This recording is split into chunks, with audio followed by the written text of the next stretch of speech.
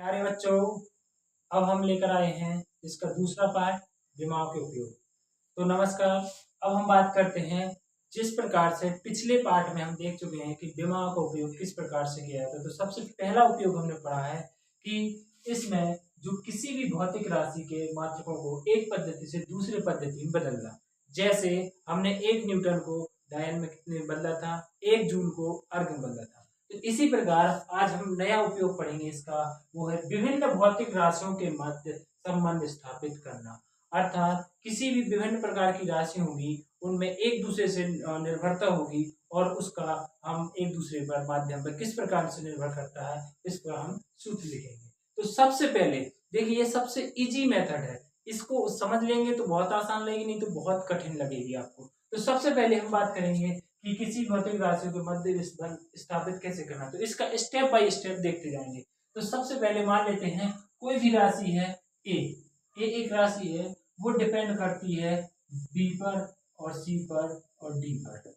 कोई भी राशि इस प्रकार से डिपेंड करती है, मतलब निर्भर करती है, ए बी पर निर्भर करती है, सी पर करती है और डी पर निर्भर करती है। तो इस प्रकार से हमें लिख लेना है। फिर इसके बाद क्या करना है कि ए समानुपाती निर्भर करता है, एक्स पावर लगा दो, वाई पावर लगा दो, जेड पावर लगा दो। अब इसके बाद तीसरा स्टेप है, इसके इक्वल लगा के यहाँ के लिख दो, के कोई कांस्टेंट है। अब इसके बाद यहाँ पर कांस्टेंट लिखने के बाद ए बी सी डी इन तीनों राशियों की अलग अलग बीमा लिखेंगे। जैसे ही बीमा लिखेंगे फिर दोनों की कंपेरिजन करेंगे और दोनों का एक्स वाई जेड का मान निकालेंगे। जैसे ही मान निकाल आता है तो उसके बाद हम इस फॉर्मूले के हिसाब से फिर फॉर्मूला बन जाता है।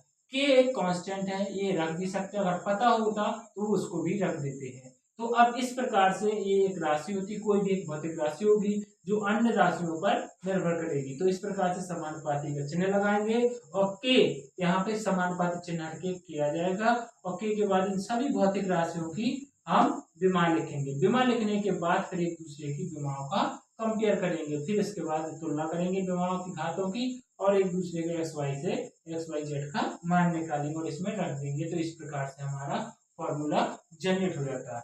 तो हम बात करेंगे इसके न्यूमेरिकल्स की, डायरेक्ट बात करेंगे। सबसे पहले हम बात करेंगे पहला न्यूमेरिकल क्या है कि यदि किसी बूंद के पृष्ठ तनाव के कारण आवर्तकाल t, उसके घनत्व d, त्रिज्या r एवं पृष्ठ तनाव s पर निर्भर करता है, तो बीम विधि से आवर्तकाल के लिए व्यंजक व्युत्पन्न कीजिए।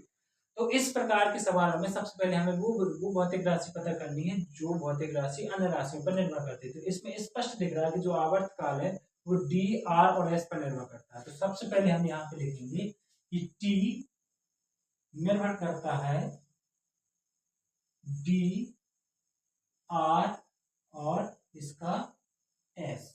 डी है घनत्व, आर है त्रिज्या, एस है पृष्ठ तनाव। अब इसके बाद क्या करना है, टी समानुपाती डी पे पावर एक्स, आर पे पावर वाई, एस पे पावर जेड। अब इसके बाद जैसे हमने ये लिखा तो इसके बाद हम क्या लिखेंगे, टी बराबर के कोई क्या है, कांस्टेंट है। क्या है, कांस्टेंट। तो इसको समीकरण 1 मान लेंगे। अब सभी की विमा लिखेंगे। तो टी की विमा होती है, टी की विमा, टी क्या है, आवर्तकाल। तो टी का विमीय सूत्र, विमीय सूत्र होता है टी। और डी क्या है, घनत्व। डी का विमीय सूत्र होता है एम एल का पावर माइनस क्यू। और आर क्या है, आर का विमीय सूत्र होता है, आर क्या, त्रिज्या। त्रिज्या किस मेजर की जाती है, लंबाई में। और एस क्या है, पृष्ठ तनाव। पृष्ठ तनाव का सूत्र होता है बल बटे लंबाई। बल क्या है, एम एल टी माइनस 2, लेकिन इसका एल कट जाएगा लंबाई से, यहाँ क्या बचेगा, एम एल टी माइनस 2 बचेगा। अब इसमें रख दो, तो टी का टी रख देंगे हम, के का रखते नहीं है। डी का होता है एम एल माइनस क्यू पर पावर एक्स, एल पर पावर वाई और जेड पर पावर, जेड नहीं, एम टी माइनस 2 पर पावर जेड। अब इसके बाद हम यहाँ पे घातों को एक जैसे लिख लेंगे। तो एम पर पावर एक्स प्लस जेड, फिर आएगा एल पर power minus 3x plus Y, और फिर आएगा एम पे पावर एम पे नहीं, यहाँ टी बचेगा, टी पे पावर माइनस की 2z। अब क्या करेंगे, घातों की तुलना करने पर या विमाओं की तुलना करने पर, विमाओं की तुलना करने पर तो करेंगे, तो यहाँ पे आ जाएगा x प्लस जेड बराबर 0, जिसे समीकरण 2 मान लेंगे। फिर आ जाएगा अपना माइनस की 3x प्लस वाई बराबर 0।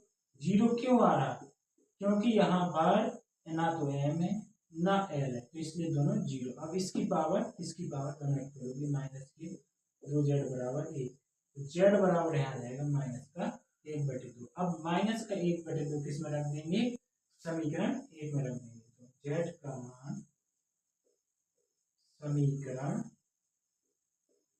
1 में रखने पर, 1 में रखो तो यहाँ पे आ जाएगा x माइनस 1/2 बराबर 0, तो x बराबर आ जाएगा 1/2।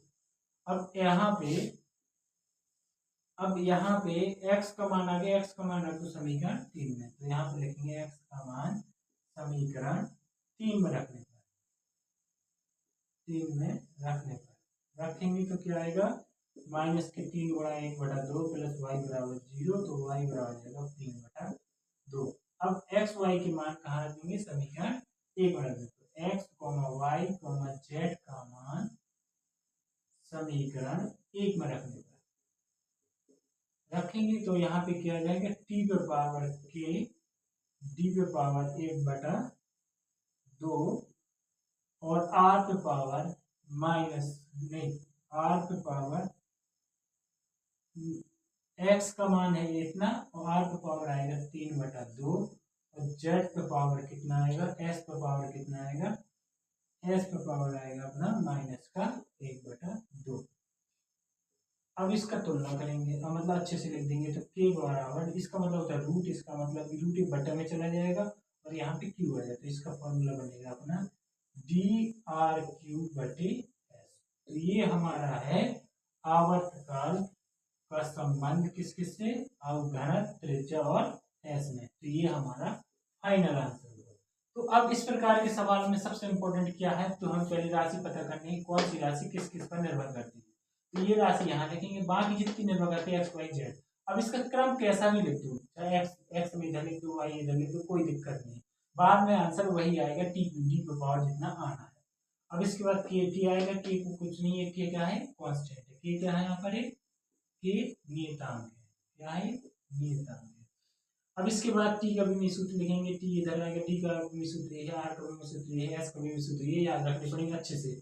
अब इसके बाद इसमें पुट कर देंगे, पुट करने पर हमारा यहाँ पे अलग अलग हो जाएगा, और जैसे हम एन पर पावर यहाँ एक्स, एन पर पावर यहाँ, इस प्रकार जोड़ घटा के रख लेंगे, फिर विमाओं की तुलना करेंगे, तो ये समीकरण बनेंगे, समीकरण को हल करने पर एक्स वाई जेड के मान आएंगे, एक्स वाई जेड के मान जैसे ही आ जाएंगे, तो एक्स वाई जेड का मान समीकरण 1 में पुनः रख देंगे, तो यहाँ पे रख दिया हमने, इस प्रकार से हमने एक सूत्र के हिसाब से एक संबंध स्थापित कर दी, जो बहुत ही आसान है। हमने देखा कि पहला जो न्यूमेरिकल है बहुत आसानी से सॉल्व किया, इसमें कोई भी दिक्कत नहीं होगी। अब इसी प्रकार से दूसरा न्यूमेरिकल है, इसमें भी कोई दिक्कत नहीं होगी, क्योंकि मोस्ट इंपॉर्टेंट यह है, तो हमें पता करना पड़ेगा कौन सी राशि किस किस पर निर्भर करती है, तो ये इंपॉर्टेंट चीज है, अगर ये तुमने शुरुआत से कर लिया तो बाद में दिमाग रख के आसानी से हल किया जा सकता है। अब दूसरा है, कोई कण वृत्तीय कक्षा में परिक्रमा कर रहा है, उस पर लगने वाला विकेंद्रीय बल F उसके द्रव्यमान m त्रिज्या r और कण की चाल पर निर्भर करता है। तो यहाँ पे कौन निर्भर करता है, जो F है अपना, कौन है, F है, निर्भर करता है किस पर निर्भर करता है, अभिकेंद्रीय बल उसके द्रव्यमान, उसकी त्रिज्या और उसकी चाल पर निर्भर करता है। तो सिंपल सा बात है, F समानुपाती लिखो, m की पावर x, r की पावर y और v की पावर z। अब यहाँ पे कोई कांस्टेंट हटेगा तो कोई ना कोई नियतांक आएगा, यहाँ पे कांस्टेंट आया हमारा के, यहाँ पे क्वेश्चन चिन्ह हटेगा तो कोई कांस्टेंट आएगा के क्या है, एक नियतांक है, इसको समीकरण 1 मान लेंगे, के क्या है, यहाँ पे नियतांक है। अब देखिए, अब यहाँ पे बात करेंगे सभी की विमाएं, तो F क्या है, बल, F का विमीय सूत्र होता है, F का विमीय सूत्र होता है अपना, क्या होता है, m/t-2। अब m का भी सूत्र तो सबको पता होना चाहिए, क्योंकि m क्या है, एक द्रव्यमान है, द्रव्यमान एक मूल राशि है, तो इसका m होता है। r का भी सूत्र, अब ये भी पिछले वाले सवाल में बताया, r का जो विमीय सूत्र होता है वो होता है एल। और बी, बी क्या है, चाल। चाल का भूमि सूत्र जो होता है, चाल बराबर होता है दूरी बटे समय, तो एल टी माइनस 1। अब सभी की विमा रख दो, तो विमा रखने पर सभी की विमाएं, सभी की विमाएं रखने पर रखे हमने, तो एम एल टी माइनस 2 बराबर के की नहीं रखते हैं, एम का एम आएगा एक्स और एक्स का एल पर पावर वाई और एल टी माइनस 1 पर पावर जेड। तो यहाँ पे M L T minus 2 same रहेगा। यहाँ पे एम एक ही जगह तो एम पर पावर एक्स होगा, एल दो जगह है तो एल पर पावर वाई आएगा और जेड आएगा और टी पर पावर माइनस जेड आएगा। अब क्या करेंगे, तुलना करेंगे। क्या करेंगे, विमाओं की तुलना करने पर, विमाओं की तुलना करने पर तुलना करेंगे तो x का वैल्यू जो होगा वो 1 होगा, क्योंकि 1 है, यहाँ पे x 1 है। y प्लस जेड बराबर होगा अपना कितना, y प्लस जेड बराबर होगा 1।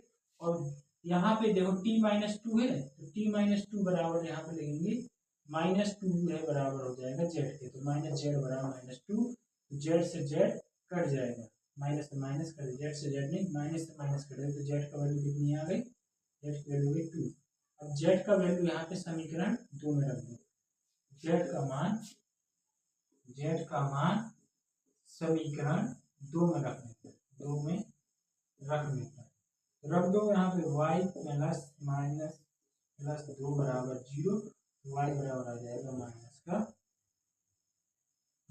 2 नहीं 1 माइनस 2, कितना आ जाएगा, माइनस का 1 आ जाएगा।